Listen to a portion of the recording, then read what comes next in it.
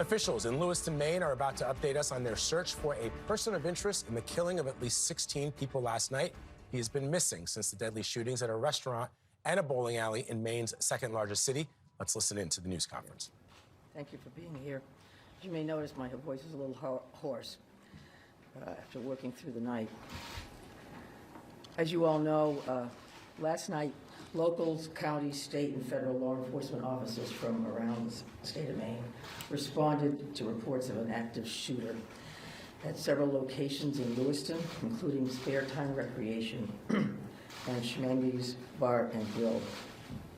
These law enforcement officers, in the face of danger, responded swiftly, selflessly, and with great bravery. Bravery that they continue to demonstrate today as they search tirelessly for a person of interest in connection with last night's events. On behalf of all Maine people, I express my deep gratitude for your response and for your continued service. I also do so for Maine's hospitals and other medical emergency responders. I'm profoundly saddened to stand before you today to report that 18 people lost their lives and 13 people injured in last night's attacks.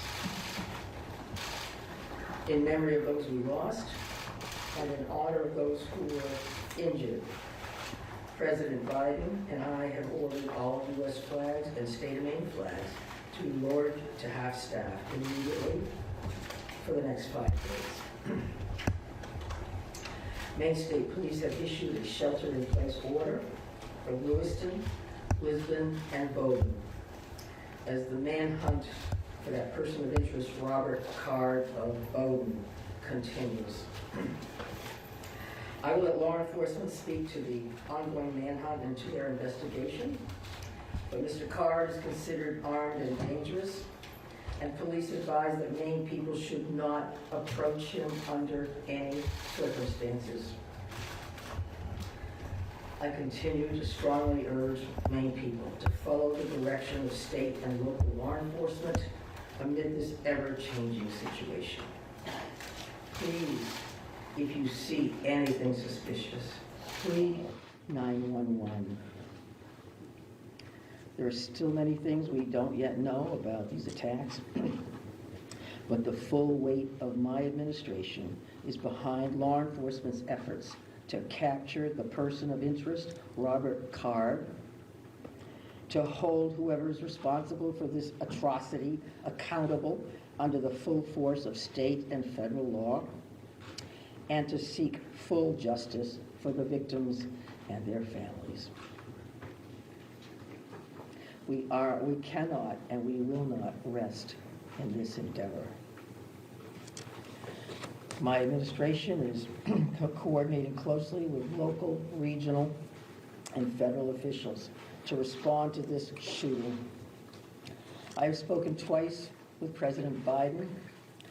I've spoken with Vice President Harris, Secretary of Homeland Security Mayorkas, and Secretary of Health and Human Services Becerra, all of whom have called me last night to express the Biden administration's full and unwavering support and to offer any and all help that we, the people of Maine, might require. The governors of our neighboring New England states and of other states have contacted me to offer aid, and I am sincerely grateful for their friendship and support.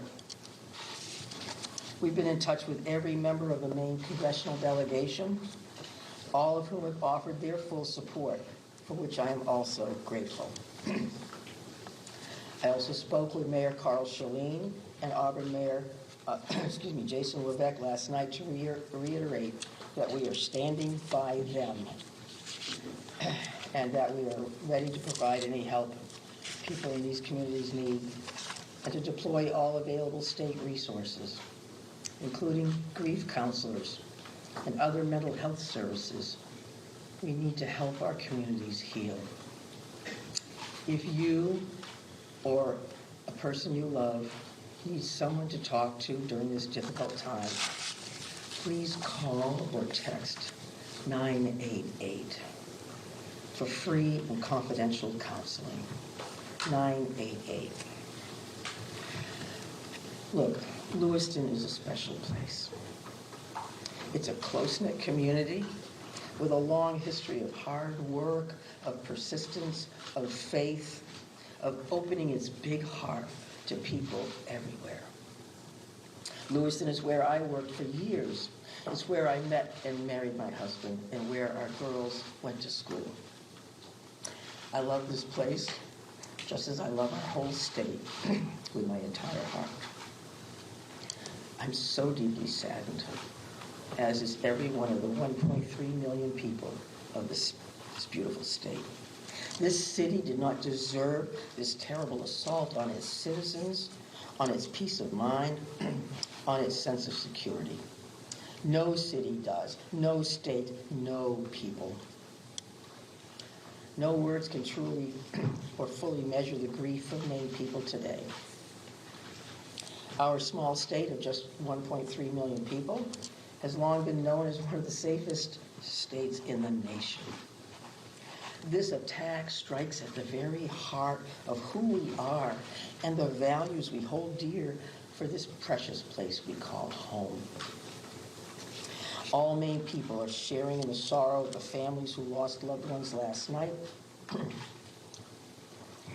Loved ones, normal people who were killed or injured while unwinding from a day of work or while spending time with their family or friends, socializing. So on behalf of the 1.3 million people of the whole state of Maine, I hold these families and this city in my heart today. I know that the people of Lewiston are enduring immeasurable pain. I wish I could take that pain off your hearts, off your shoulders, but I promise you this, we will all help you carry that grief. I ask many people to join me in offering our comfort to the families and friends who have lost someone, and in offering our prayers for swift recovery for those who are healing in Maine's hospitals today. This is a dark day for Maine. I know it's hard for us to think about healing when our hearts are broken. But I want every person in Maine to know that we will heal together. We are strong. We are resilient. We are a very caring people.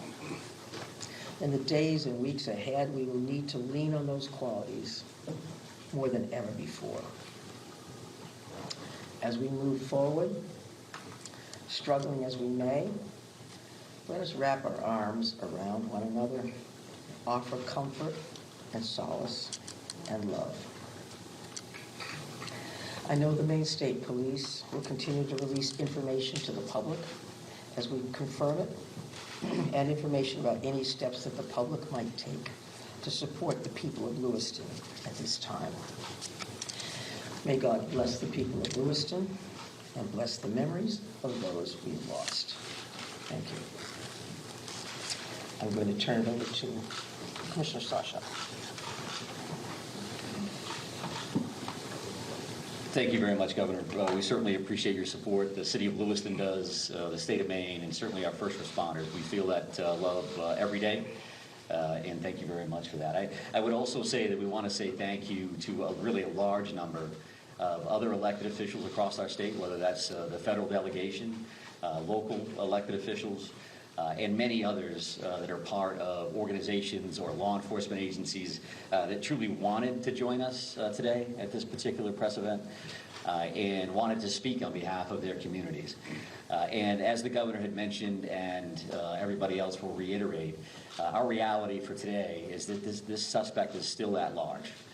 And we want to provide community support for the victims, for the families, and the communities across the state. But we also have an incredibly strong laser-like focus on bringing this suspect into custody and ultimately to justice. So because of that mission for this particular event and today's activities, we're keeping the list of speakers and the agenda pretty tight. And that will include next up at the podium would be Chief Dave St. Pierre from the city of Lewiston. And some other members of his command staff are present. What I will say to the city of Lewiston, and you know this because you feel it every day, but you're lucky to have a chief like Chief St. Pierre and his entire law enforcement agency.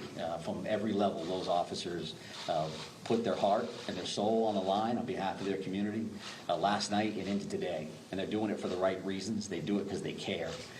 So the city of Lewiston and truly our co-responder family across the state of Maine is lucky to have Dave and his team in the mix with us. And we're also going to hear from Colonel William Ross from the Maine State Police. And Bill will highlight some of the timeline things that you're probably concerned about and certainly interested in from a story perspective. So the Colonel will come up and speak to that. And we'll also have Jody Cohen. And Jody is the special agent in charge for the FBI out of the Boston field office.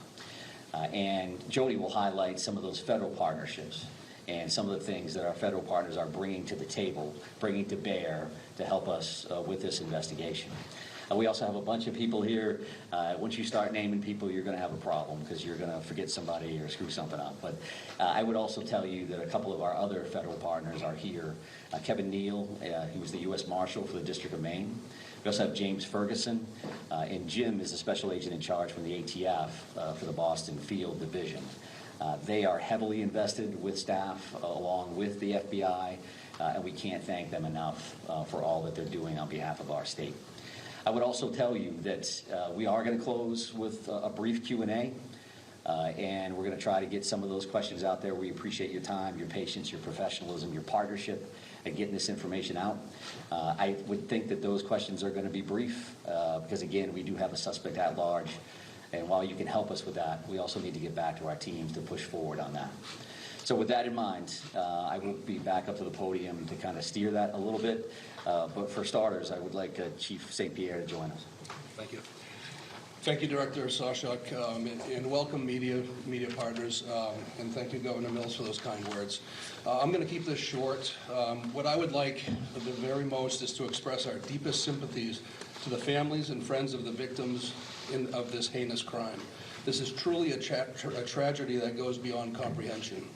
I'm confident in our community, that our community has and will continue to come together throughout this endeavor to bring this to a successful conclusion. Although difficult, I do ask the public to continue to be mindful of their own personal safety and also that they be patient with the process as much as possible. There is extensive work and attention to detail that goes into such a large-scale investigation. I'm confident in the expertise and professionalism of our investigators and all law enforcement officials that are currently involved. This is an all-hands-on-deck approach. We have a great deal of collaboration and resources that have been made available to us. There are far too many to name individually, but I think Director Sawchuk named quite a few appropriately. There are far too many, as I stated, but they are all appreciated more than you know. I want to thank all of our brave men and women of the Lewiston Police Department, Fire Department staff, medical personnel, first responders of any kind that came from far and wide and have come together and continue to work tirelessly in bringing the situation to an end. We hope to locate and hold the person accountable. I think you'll hear next from the state police, who is taking the lead in this investigation. Although that we are working hand in hand with them, I think Colonel Ross will be able to fill you in on a little bit more.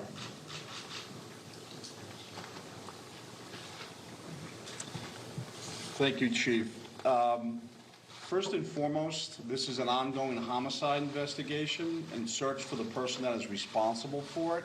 We're in the early stages of this investigation, and I just want to let you know we will have updates. We'll be putting some type of a schedule out later on. But again, early stages of a homicide investigation, we want to be careful that we're doing things correctly. We don't want to get ahead of ourselves. I'm going to give you a bit of a timeline here to kind of fill in some of the blanks and give you some of the facts as we know them right now. A lot of this information will then be transferred to the Attorney General's office, as they will be the lead prosecutor, again, in any homicide investigation.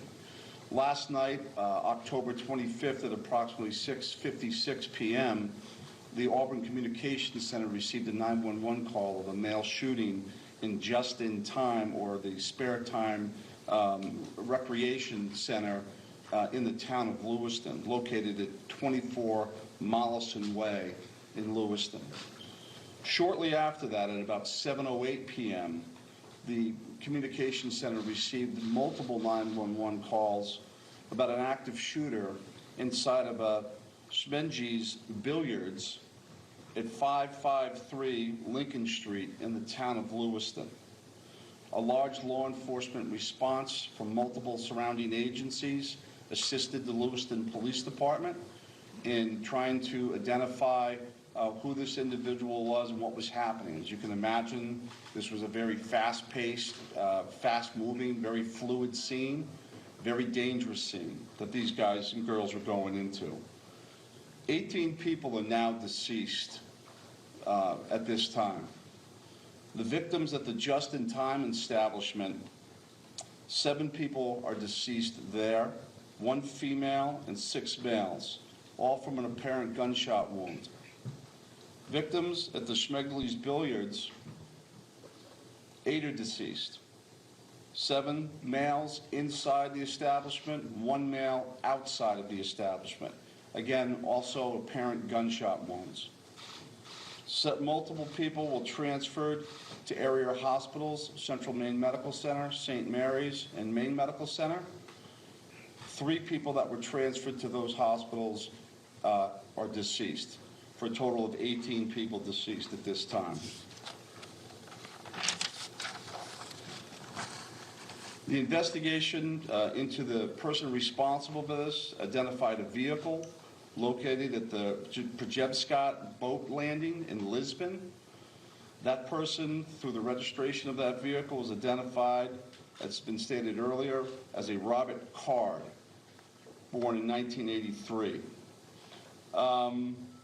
Several of the deceased have been identified, and their families, next of kin, have been notified. Approximately 8 people at this point have been identified. 10 people, 10 of these victims, still need to be identified at this time. Currently, there is an arrest warrant for 8 counts of murder for Mr. Card. And the reason it's 8 counts because 10 people have not yet been identified. As those people are identified, the counts will probably go to the total of 18. He should be considered armed and dangerous. Based on our investigation, we believe this is someone that should not be approached. This is someone that should be, if you come into any contact with this individual or someone that you think looks like this individual, you were to call 911, and I'll provide some tip line numbers at the conclusion of my briefing. The Lewiston Police Department, federal, state, county, and other local municipalities are involved in a coordinated search at this moment for this individual. So there's the ongoing investigation, and there's a search to apprehend this person. Both happen simultaneously.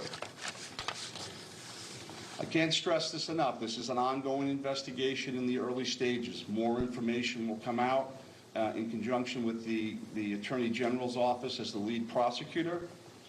We can't share all of our information right now, and I'm sure you understand that. I'm going to give out 2 numbers that go to a tip line. 911 is also appropriate for this, but if anyone can call these 2 numbers, this would go to the State Police tip line. Area code 207-213-9526, 207-509-9002. And we'll be sending something out later that has that information in it if you weren't able to grab that now. Again, this is a very fluid situation. We have a lot of resources, as Chief St. Pierre had mentioned earlier, that are on the ground in a coordinated effort to apprehend this individual. We've notified the Department of Education, and they have determined what they're going to do with the schools. A lot of schools, area schools, were shut down today based on our conversation with them. Again, as more information comes in, we'll be providing it to you. Thank you for your time. This is a very difficult time for, I think, the community of Lewiston, difficult time for obviously the victims' families. It's a tough time for law enforcement. It was a rough night last night, but we're committed to bringing whoever's responsible this to justice. And again, we are currently looking for Mr. Card right now, someone that we'd like to apprehend. Thank you. Thank you, Colonel. And FBI Special Agent in Charge, Cohen, if you could join me, please.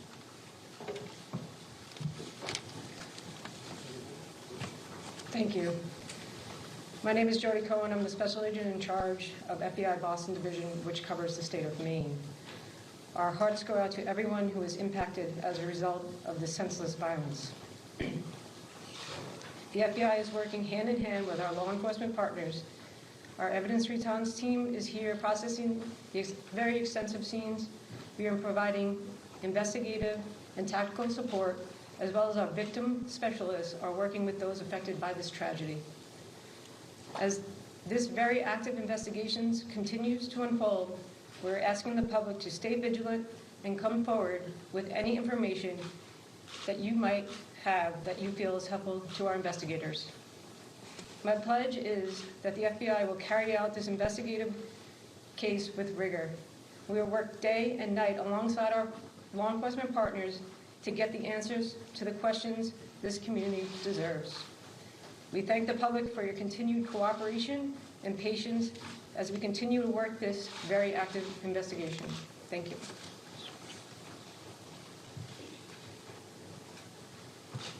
Appreciate that. And I would say that the reality here from a resource standpoint is that when we've asked for anything, the answer's been yes, period. Tactical teams, evidence response teams, full-blown investigative units, detective units that have come from multiple states, whether it's the commissioners from Vermont and New Hampshire reaching out to me directly, Massachusetts saying, what do you need, Mike? What can we do for the state of Maine? So we are now prepared to try to take a few questions and keep in mind, again, that we may not be able to answer as in-depth as you would like, and we don't plan on taking a great deal of questions. I think follow-up press events will allow for that. Sir? So no one has really talked about the weapon that was used here, the AR style, so someone can talk about that. But the other thing here is there are reports that this individual had mental health issues, that he made threats to shoot up the National Guard. So clearly there were some signs here that he was on someone's radar. The question becomes, why was he in possession of this weapon? And certainly, why wasn't he stopped soon? Yeah, I think those are all valid questions, and certainly questions that we are looking into now, but not questions that we can answer today. Considering that this occurred last night, there's still an active search for the suspect in question, so I can appreciate those questions, but not something we're going to be able to answer right now. Is it something that you're investigating and looking? It is certainly one of those things that we want to follow up on, all aspects of that. Go ahead, right here. Yes. Can you give us a sense of the ages of who has died, or how many are under 18 and how many are over 18? I'm not sure we have that information with us today. We wanted to break it down by gender because that's something we had readily available. We did not break this down into age ranges at all. Sir, what can you tell us? What can you tell us about the background of the suspect in this case, or I should say the person of interest, because I noticed the language is very clear. You're saying person of interest, not suspect. So why use that terminology, and what can you tell us about his background? Yeah, I think we used person of interest last night for half of the room that was here for that press event. As the Colonel had mentioned, there is now arrest warrants for murder for this particular individual, Mr. Card. So he is viewed as a suspect, and there is a full court press by all of our partners to bring him into custody. What was the second piece of that question? What can you tell us about his background? Shimon asked a second ago about the idea that he had voiced concerns about his own mental health, right? Had been committed, according to language in the police bulletin, to a mental health facility for weeks. how could someone that fits that profile still be in possession of semi-automatic weapons? Well, I do think that the statutes around firearms and the possession of those are pretty complex. I know that we will be reviewing that information as we move forward, but that's not an answer that we're prepared to give today, because that leads to motive. You're talking about behavioral health issues and how that impacts this situation. I would expect you'll hear back from us on that in the future. Right here, sir. Yeah, I've got a question about, we've seen helicopters as far north as Fonda. Can you tell us anything about what's leading you that far north of the scene where you got the car? Yeah, sure. So we have law enforcement assets that are deployed over a number of communities doing follow-ups on a number of different things. So as you can imagine, there's a great deal of search warrants that we're following up on. We do have partners, that helicopters from the New Hampshire State Police. That copter was here last night to assist us as well. So whether we have tactical elements out or we're searching an area, some of those air assets would be very, very valuable for us. So that's what they're doing. That's leading you there? We're not going to speak to what brings us to a specific community one way or the other. Yes, ma'am. Right here. Identifying the unidentified victims, what are people encouraged to do? Is there DNA being tested for family members who may have missing loved ones? Like, what's that approach right now? Yeah, so we did have a family a reunification center open last night. We do have behavioral health liaisons that are fully engaged to work with families and work with loved ones and work with victims, for that matter, that may be in the hospital and seeking treatment. So those things are actively occurring. We are dealing with each one of those situations separately. So do we need DNA on that? Are we just waiting to find a loved one, some kind of family member that we can make a notification? I think that varies across the board. I'm going to take two more questions. I'm going to take two more. Right here. Yes, so there's some sort of triggering event. Is that something that you're investigating? I think we're always concerned around motive. That you say triggering event, that's a motive for us. Again, that's not something we're prepared to discuss today, but I do appreciate the question. It's clearly something that's important. One additional follow-up from you. Can you help us understand why these locations, why this bar, why this bowling alley? Was he looking for someone? Was he looking for something? I think that does speak to motive, so I appreciate the follow-up, but not something we're going to be prepared to answer today. And I have one more question. Right here, sir. Right here. Can you say, is card, first off, to clarify, with your arrest warrants issued today, and can you say if card is still in the state or if he's still alive? Well, we're actively searching for him. If I knew the answers to those questions, and this would be a different press conference, I would assume. So we don't know his location, and I'll leave it at that. And we are working with the Attorney General's office reference to those opposites. So with that in mind, we're done taking questions for now. So we are going to actually take off at this point. Thank you very much for being here. I appreciate that. Thank you, everybody. Have there been any credible sightings? We've not really gotten many answers. All right, you've been listening to a press conference in Maine as officials are updating us on yet another mass shooting in this country, one that took place last night in the town of Lewiston, Maine, a tragedy that goes beyond comprehension. The words of Lewiston Police Chief David St. Pierre. We know that the now suspect is Robert Card, 40 years old. There's an arrest warrant out for his arrest, 8 counts of murder, because there are 10 people that have not yet been identified. The number of people that have died, 18 people in this horrific mass shooting. Elaine Keano is on the ground covering the story for us in Lewiston, Maine. One of the things that we heard, Elaine, was from the governor, Janet Mills, talking about the community of Lewiston and the surrounding areas. You've been talking to residents there. What are they telling you this morning? Yeah, one man that I spoke with who lives basically just behind the bowling alley said that he was terrified when they got the alerts last night. They looked out the back, they saw the activity, and they stayed put. He said this is basically a big, small town, the kind of place where a lot of residents leave their doors unlocked at night. That was not the case last evening. He told me that people here now are in a state of shock. They are distressed, they are distraught, and they are very much on edge as this search continues. Certainly a place, a community that will never be the same. Vlad. Elaine Keano on the ground for us in Lewiston. Elaine, thank you very much. Let's bring in CBS News contributor Richard Esposito. He's a former deputy police commissioner here in New York City. Just to update our viewers, Richard, we did receive a statement from the Attorney General of the United States, Merrick Garland. In that statement, he says, quote, "I'm heartbroken for those who have lost loved ones, for those who have been injured, and for the entire Lewiston community." He promises The FBI, ATF, and U.S. Marshals are on the ground to provide investigative support and victims assistance services to law enforcement partners in Maine. You've been listening to this press conference with me. What is your takeaway as police continued their search for Robert Card? I think what's most important is they kept the focus today on the victims. The victims, the town, and the state of Maine. We heard that from the governor. We heard that from the public safety official. They didn't ignore the manhunt, but first and foremost, they spoke of the victims. And I think that's a very good focus. The clarity on the suspect, the details that have changed, it's a day later. The training, the military training, doesn't appear to be as extensive with firearms. And now they're looking at a manhunt where the FBI evidence team is brought in. It's a small town. The FBI really knows how to do this, and the evidence will go to their lab in Quantico, most likely, where they will perform the analysis of what the evidence is that will be brought to trial. And they're in the manhunt. They made clear they're not sure what the suspect is. We know at CBS that there are other vehicles available to the suspect. There appears to be a motorcycle, a Yamaha, that may be registered to a family member of his. And he, in the past, appears to have had a motorcycle, which may still be, and it's just not registered. So they're looking for other vehicles, and they're looking across the region. Even New York had a press conference today.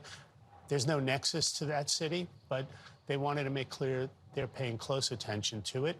And last night, they took down his social media. So again, we're showing an image there of the man who is now considered a suspect in this mass shooting, Robert Card. He is 40 years old. Officials warn the public not to approach him. He's armed and dangerous. But earlier, we spoke about some of the challenges that police could face as they continue this manhunt for him. Those now more vehicles than we originally reported. Also, he has military training, perhaps not the same amount of military training when it came to firearms that we thought, but he does have some. This is an area that is not densely populated. What are some of those challenges that police face going forward? The challenges is cell phone towers are further apart.